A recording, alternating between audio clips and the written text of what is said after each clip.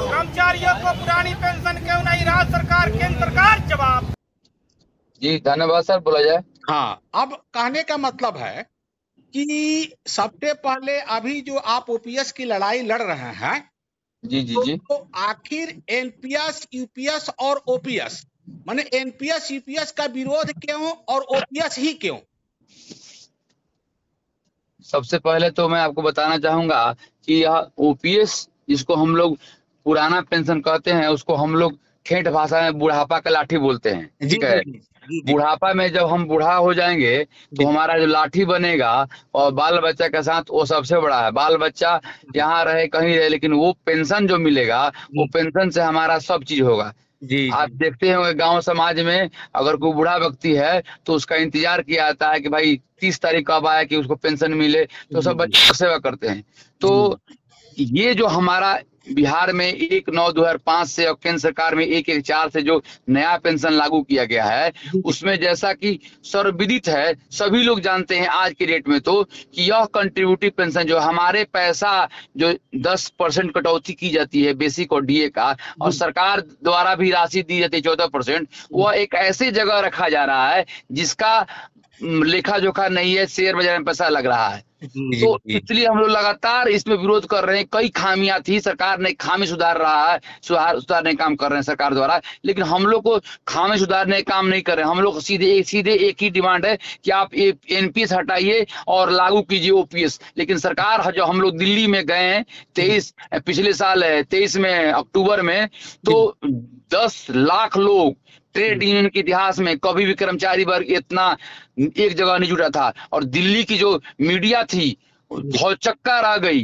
कि कैसे सुमोटो लोग वहां पहुंचे। उसके बाद सरकार ने एक स्कीम लाई, उसका नाम रखी यूपीएस, यूनिफाइड पेंशन स्कीम। हम लोग बोलते हैं ऊटपटांग पेंशन स्कीम, जिसका सिर पैर नहीं है। जैसे आज के डेट में अगर बिहार पुलिस या कोई भी जवान 20 साल में भर्ती होता है, अगर 20 साल 25 साल की नौकरी के बाद वो वॉलंटरी रिटायर होता है तो उसको पेंशन नहीं मिलेगा। उसको पेंशन कम मिलेगा, उसको पेंशन 60 साल के बाद मिलेगा। अब बताइए, जो व्यक्ति 40-50 साल में रिटायर हो जाए किसी कारणवश, उसको पेंशन दीजिएगा 60 साल बाद, 10 साल वो क्या खाएगा? उसका जीवन कैसे चलेगा? तो हम सरकार से आपके चैनल के माध्यम से यह स्पष्ट निर्देश देते हैं कि सरकार पुनः समीक्षा कराए और एनपीएस और ईपीएस दोनों को रद्द करे और ओपीएस लागू करे। इसी के लिए हम लोग लगातार धरना प्रदर्शन कर रहे हैं। बिहार में सितंबर माह में 1 सितंबर को हम लोग ब्लैक बैच लगाए थे और 5 सितंबर को शिक्षक दिवस के अवसर पर शिक्षकों के सम्मान में हम लोग 1 दिन उपवास का कार्यक्रम रखे हैं। और आज 12 सितंबर को बिहार के सभी जिला मुख्यालय पर मसाज जुलूस का कार्यक्रम चल रहा है और 14 सितंबर को पटना के मिलर हाई स्कूल में रैली होगा, जिसमें सारे कर्मचारी, पदाधिकारी, शिक्षकगण बिहार को पाठ देंगे और सरकार को बताएंगे, माननीय मुख्यमंत्री को, जो कि हमारे सामाजिक न्याय के पुरोधा हैं, कि हम लोग भी उसी समाज में रहते हैं, उसी समाज का काम करते हैं। 20 साल 25 साल 30 साल जवानी का हम लोग आपको सेवा देंगे सरकार के कार्य में, और हमको आप पेंशन नहीं दीजिएगा। आखिर क्यों ये दुरंगी नीति? क्यों अपने लिए वो पेंशन स्कीम मलाई वाला, हमारे लिए आप उटपटांग पेंशन स्कीम? तो हम सरकार को बताएंगे, अनुरोध करेंगे, आग्रह करेंगे, सरकार चेत जाइए, आप वही पेंशन लागू कीजिए जो पुराना था, जो आप लोग ले रहे हैं, हमें भी वही पेंशन चाहिए। जी कहने का मतलब है, अब जयराम सर जी का भी फोन आ रहा है।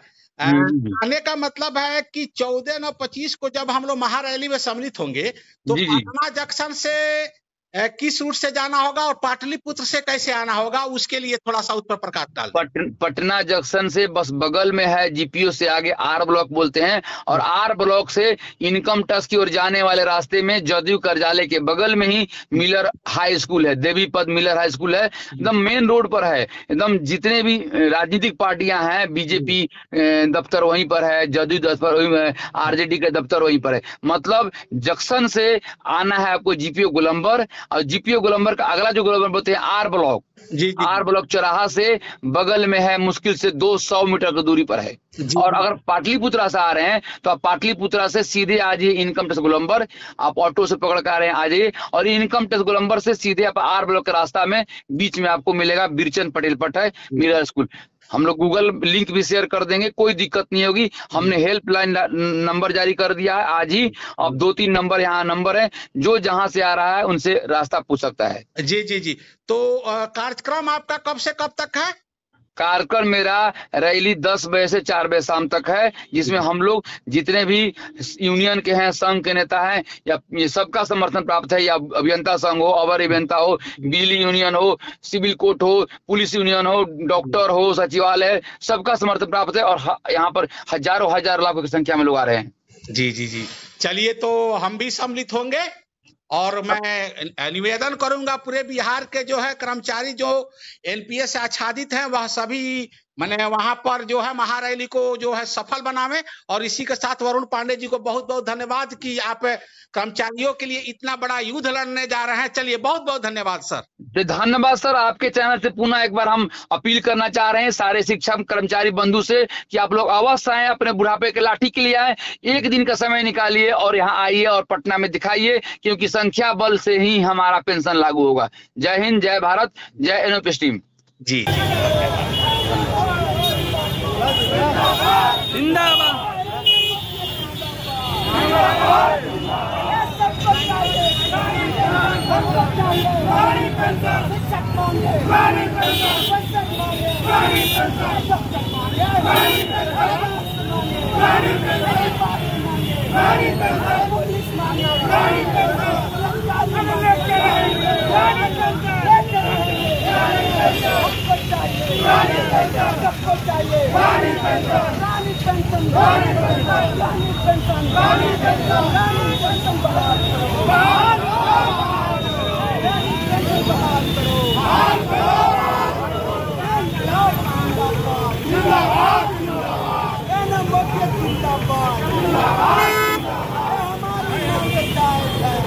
पुरानी पेंशन हमारा अधिकार है, लेकिन सरकार अपने आप पर पुरानी पेंशन लागू करती है, बाकी सभी कर्मचारियों को पुरानी पेंशन से बेदखल कर दिया, जो सरासर अन्याय है।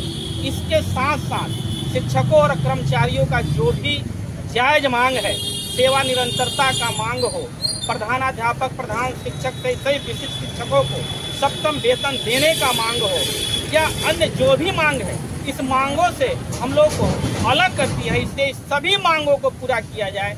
इसलिए आज हम लोग शिक्षक दिवस के अवसर पर सभी शिक्षक कर्मचारी बैठ करके यहाँ पर उपवास रखकर अपनी वेदना प्रकट कर रहे हैं। मेरा नाम ओम प्रकाश सिंह, महासचिव बीएसटीए गोपकोट पूर्वी कर्मचारियों को पुरानी पेंशन क्यों नहीं? राज्य सरकार, केंद्र सरकार जवाब दो, जवाब दो, जवाब दो। नीतीश मोदी जवाब दो, जवाब दो, जवाब दो। नीतीश मोदी जवाब दो, जवाब दो, जवाब दो। पुरानी पेंशन अधिकार हमारा, अधिकार हमारा। पुरानी पेंशन लेकर रहेंगे, पुरानी पेंशन लेकर रहेंगे।